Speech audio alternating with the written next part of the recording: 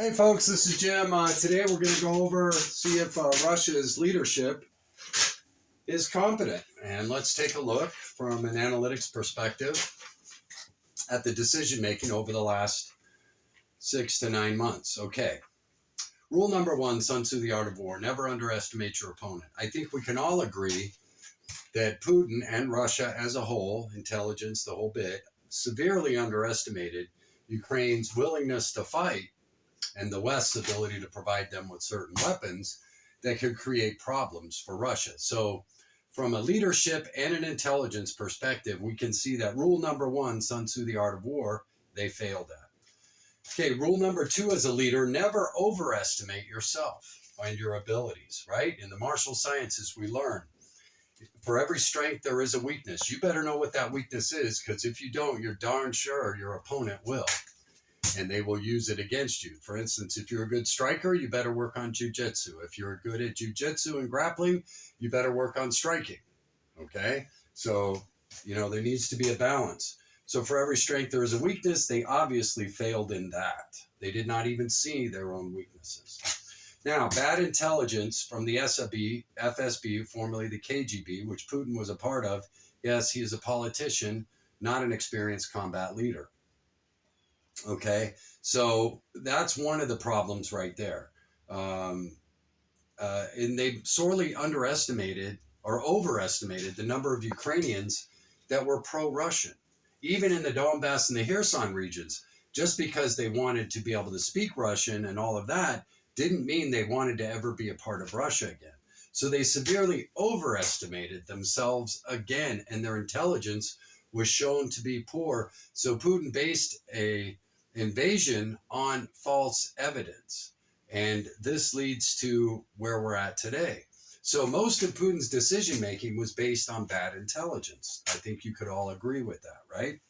Okay, so now another sign of really bad intelligence and common sense as a leader is going to North Korea for artillery and yet letting the world know.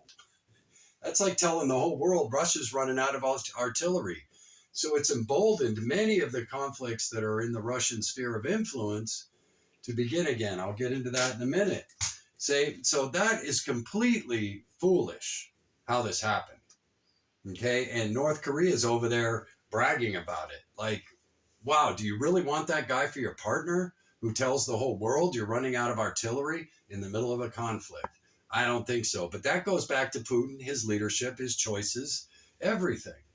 Okay? This is all on Russian leadership right there. And I think it has a lot to do with he fired all dissenting opinions or murdered them or whatever. And this is what he's left with, a bunch of yes people who have not seen a whole picture, driven by a delusional ideal. Okay? So the other thing that's going on and goes into unforeseen consequences of all this is cutting off the gas to Europe. That was your biggest revenue stream for your entire country, right? And so now they cut that off, and Europe has not only gotten through this, but they're at almost at 100% full on their natural gas storage facilities, and they've got 4 inputs now, and they don't need Putin anymore. Yes, they're paying a little more for right now, but by next year, it's coming way down again. Now that all the infrastructure's in place and the partnerships have been made. Okay, so the EU is just going to eat the cost this year, which they should have done this 10 years ago. And then even if Putin makes peace right now, the most he's going to get to put back into the EU's pipeline is 20% of Europe's needs. That's all he's ever going to be allowed to give. So he's cut his revenue stream off for now, but even if they make peace, for the future, it will be half of what it was before. So not a bright decision, was it? Okay? On any level. This guy hasn't been making very good decisions all along the way. Now, the other unforeseen consequence that's going on here is the Russian defense industry, which there's oil and gas. Then there's the defense industry of Russia, the military-industrial complex, the next biggest employer and revenue stream for the Russian economy, is now collapsing. And why? Because their beautiful S-400 billion system has just been shown to get defeated quite easily from a few $20,000 missiles from the West. So I can take out your $1 billion system for about $100,000. Gee, when I look at the logistics and finance of war, what am I going to do? I might want to just buy 1,000 of those and wipe out every one of those S-400s on the planet. Okay? You see what I mean?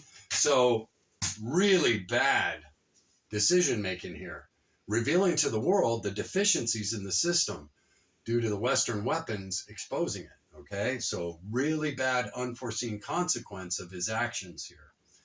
Okay, so, and their tanks have been shown to be completely inept on the battlefield, easily defeated by a handheld system that anybody can be taught to fire in about a half an hour. So now all of your enemies globally would be welcoming you to bring in all the tanks you want against us, because for every $10 to $30 million you spend on those, we're going to spend a few $1,000s and defeat them. Again, logistics and economics of war. You're going to go bankrupt now trying to fight a war, okay? So now this is what he's shown to the world, and that's affecting the defense industry of Russia, which was one of the largest industries in Russia. So can you imagine the unemployment lines that are going to form from that possibly? Okay, when the orders, they're already getting canceled on the S-400 system. It's just been, Israel's defeating it on a regular basis, okay, with jets. So, wow, okay. So the refugee crisis now, this is another problem that's building on the border of Russia. People fleeing the Donbass and the Kherson region, they are heading to the Russian borders, getting out of Ukraine because they realize they're going to be charged with treason for being Russian sympathizers and pro-Russian prior to this. They are all identifiable.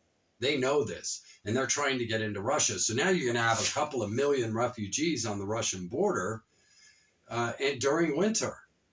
Now what? And they're being held up. They're not being let into Russia.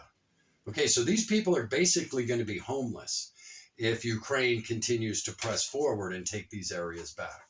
It's going to be a couple of million homeless Ukrainian people that are pro-Russian sitting on the border that Putin's probably going to reject, because economically they're going to have struggles just keeping their own economy afloat going forward. So how are they going to handle this extra 2 million refugee crisis going on, right? So we'll see. We'll see how this goes forward.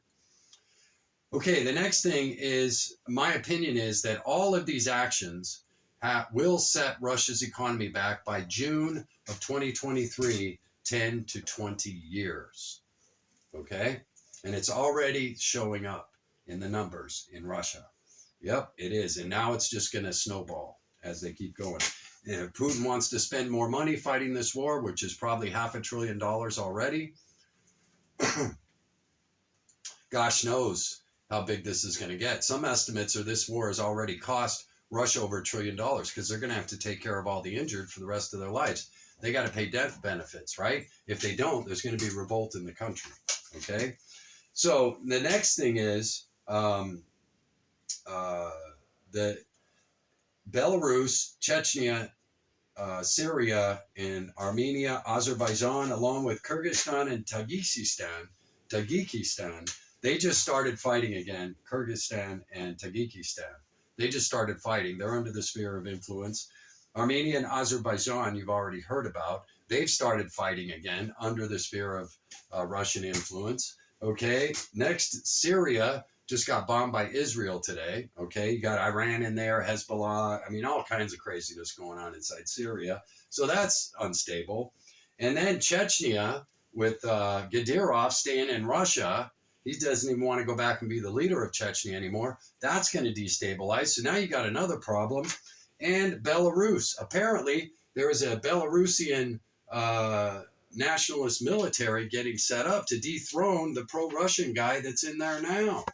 So will that tip off next? We don't know, but all around Russia, things are getting really unstable as a result of going into this activity with Ukraine. So nothing was really thought through. Last and most important about all of this is the whole reason that Putin went into Ukraine, supposedly, was to stop the spread of NATO borders. And what has it actually done? It is expanding the NATO borders on Russia's border, right? I guess that's a good way to put it. So the NATO bloc nations are expanding on Russia's border, not declining. So all of this is a result of what Putin did. I don't think he thought this through in any way, shape, or form. He was not advised very well. And I think the whole world, every world leader can see the level of incompetence that has been displayed from the top down in Russia. Okay, so I'm not alone in being able to identify this. The whole world can see this. That this guy is turning out to look like a complete fool, okay, in every way. And now he's got to deal with a ton more conflicts right on his border that he once had under control. So now, how thin is the whole Russian military going to get spread under a time of economic stress? And that's why I think the entire Russian economy is going to implode by June of 2023. Anyway, I hope this has been somewhat informative. I don't think Putin's very competent. I think the people of Russia are eventually going to see this. And the next video is going to be on, well, I'll share it now. Ukraine, I think, made a bad move today in that they bombed a power plant over the border in Russia. I think that was not a bright idea because that could invoke all of the Russian people to send a larger force willingly into Ukraine. I think this was a big mistake by the Ukrainian people. So that's their first error in judgment as far as I can tell.